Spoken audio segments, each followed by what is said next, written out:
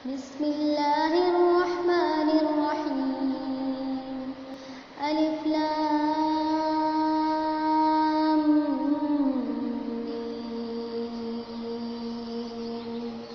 ذلك الكتاب لا ريب فيه هدى للمتقين الذين يؤمنون بالغيب ويقيمون الصلاة ومما رزقناهم ينفقون والذين يؤمنون بما أنزل إليك وما أنزل من قبلك وبالآخرة هم يوقنون أولئك على هدى من ربهم وأولئك هم المفلحون. إن الذين كفروا سواء عليهم أنذرتهم أم لم تنذرهم لا يؤمنون.